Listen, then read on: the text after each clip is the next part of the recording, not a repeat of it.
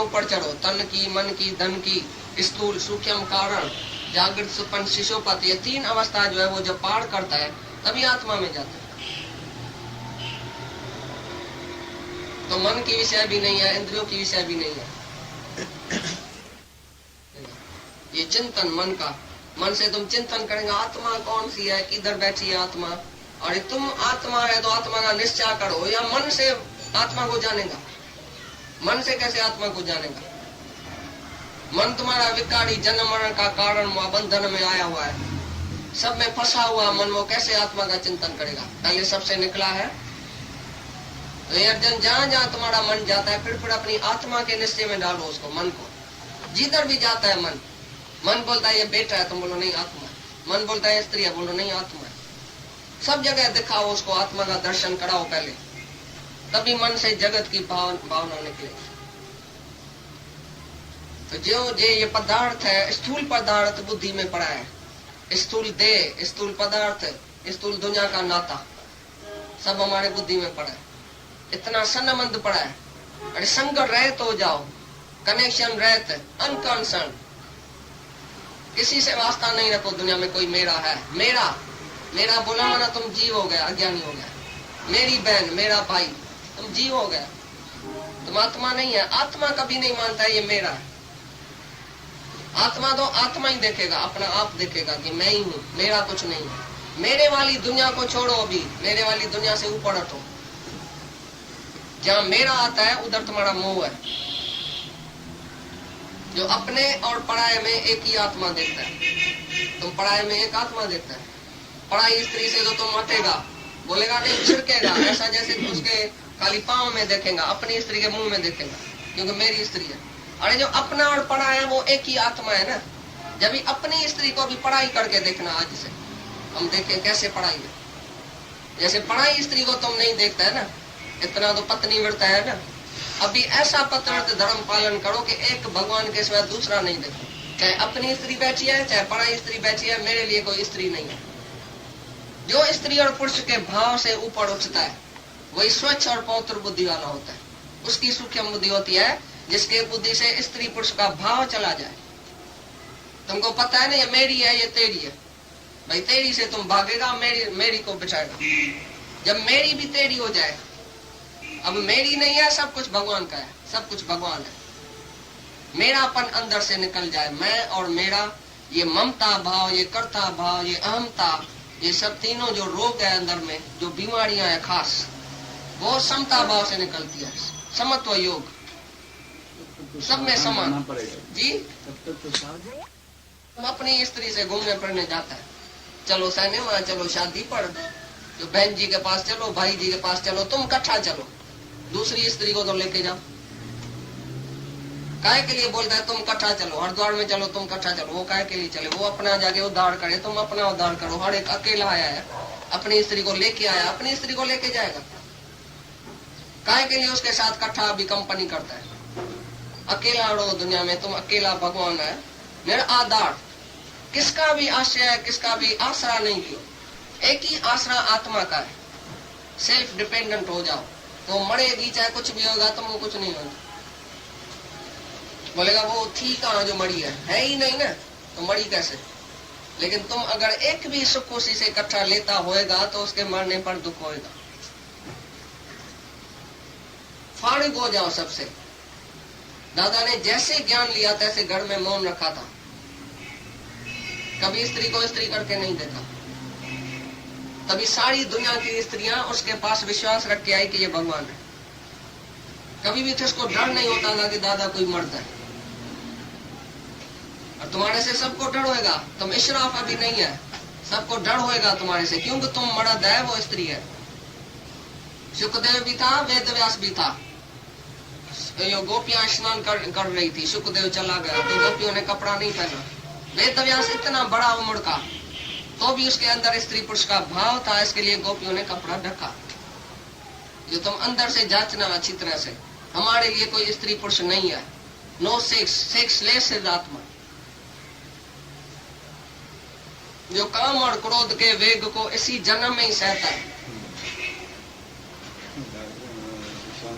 बहुत मुश्किल है। लिए रखी थी।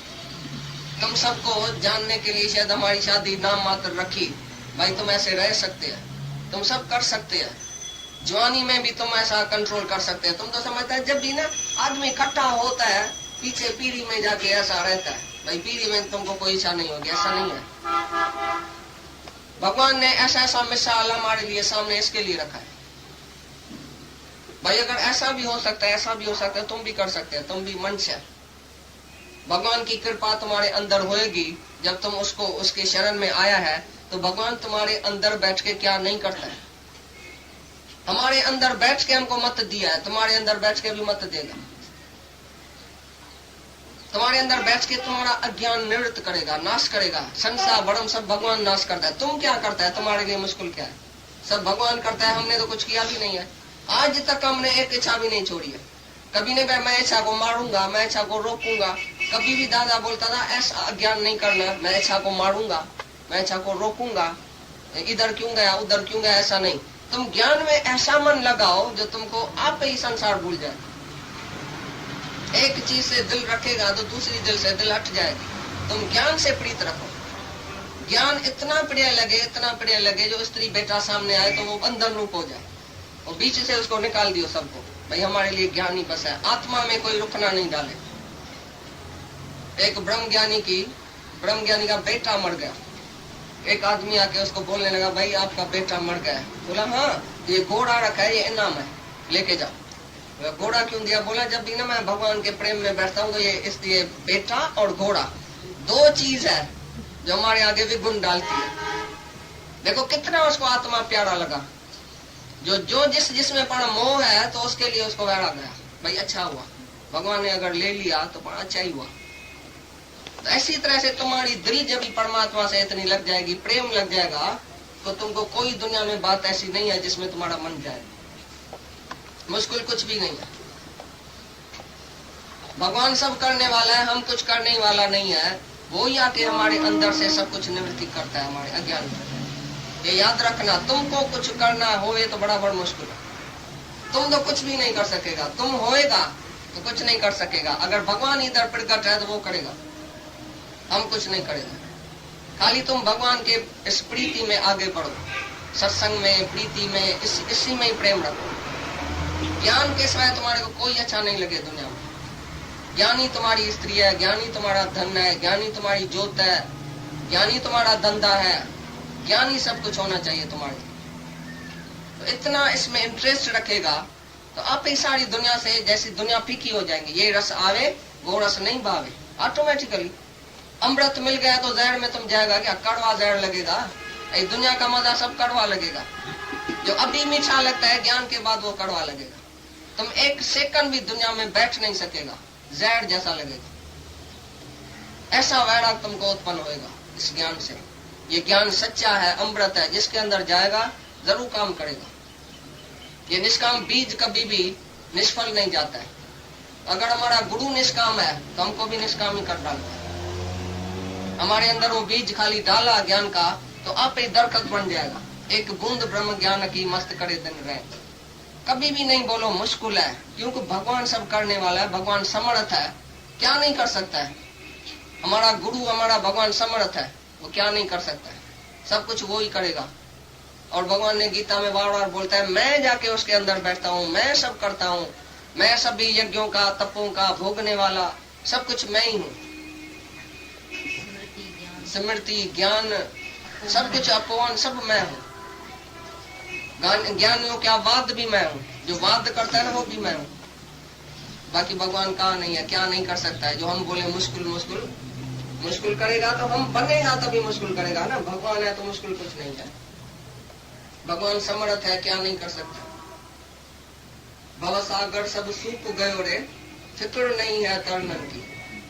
ये याद रखना सेंटेंस। सारा भवसागर हमारा सूख गया, अभी तरने का फिक्र ही नहीं है। गुरु जो है वो भवसागर को सुखा के जीरो करके देता है।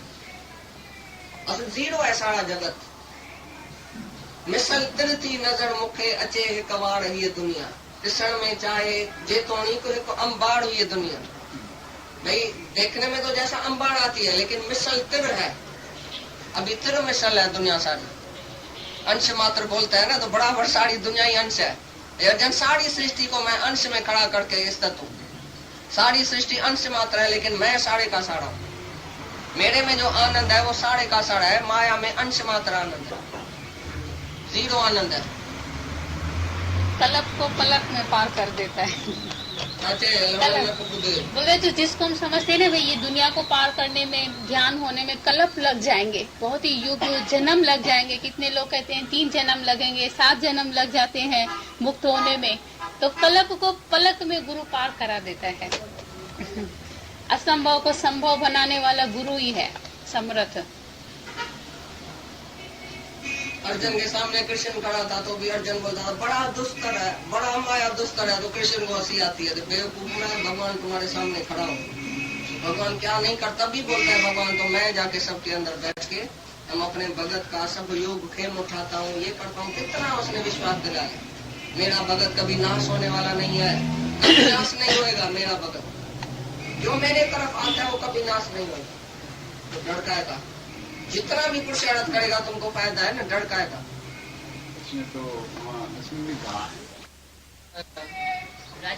राजा जनक के दरबार में जना सोनन संगन जो गाय, तो यहाँ गोलक से एक ऋषि ने, ब्राह्मण ने बहुत सवाल किया, बहस किया। गार्गी ने उसको निर्णय भी किया तो ये ब्रह्म ज्ञानी है, तो भी एक जो निकला वो बहस करता आया, आकर उसने बोला सुनो, मेरे को सूरज भगवान से ज्ञान मिला है।